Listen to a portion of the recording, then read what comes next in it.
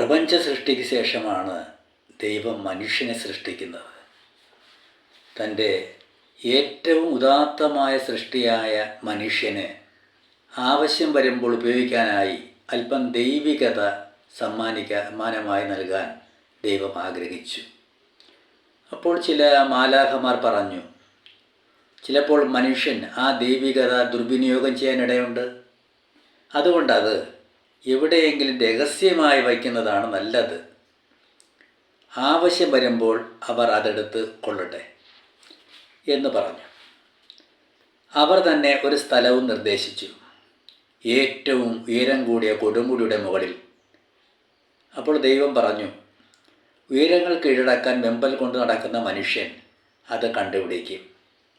എങ്കിൽ പിന്നെ അത് ആഴക്കടലിൽ കൊണ്ടുവച്ചാലോ? മാലാഖമാർ ചോദിച്ചു.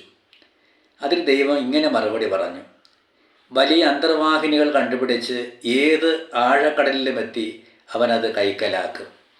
അപ്പോൾ പിന്നെ എന്ത് ചെയ്യും? അത് നക്ഷത്രങ്ങളിൽ ചെന്ന് സൂക്ഷിച്ചാലോ? അപാരതയിലേക്ക് ഉദിക്കുന്ന ശൂന്യാകാശ പേടകങ്ങൾ ഉണ്ടാക്കി മനുഷ്യനത് കരസ്ഥമാക്കും. ദൈവം പറഞ്ഞു. ഭൂമിയുടെ അഗാധഗർത്തങ്ങളിലായാലോ? ഭൂഗർഭത്തിൽ നിന്ന് സ്വർണവും വെള്ളിയും കൽക്കരിയും ക്രൂഡ് ഓയിലും ചൂഴ്ന്നെടുക്കാൻ കഴിവുള്ള മനുഷ്യൻ അതും കണ്ടുപിടിക്കും. മറ്റൊരു സ്ഥലവും കണ്ടുപിടിക്കാനാവാതെ മാലാഖമാർ വിഷമിച്ചു.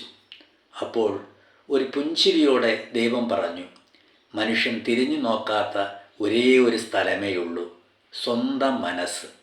ഈ ദൈവിക ശക്തി അവിടെ ഒളിപ്പിച്ചു വയ്ക്കാം.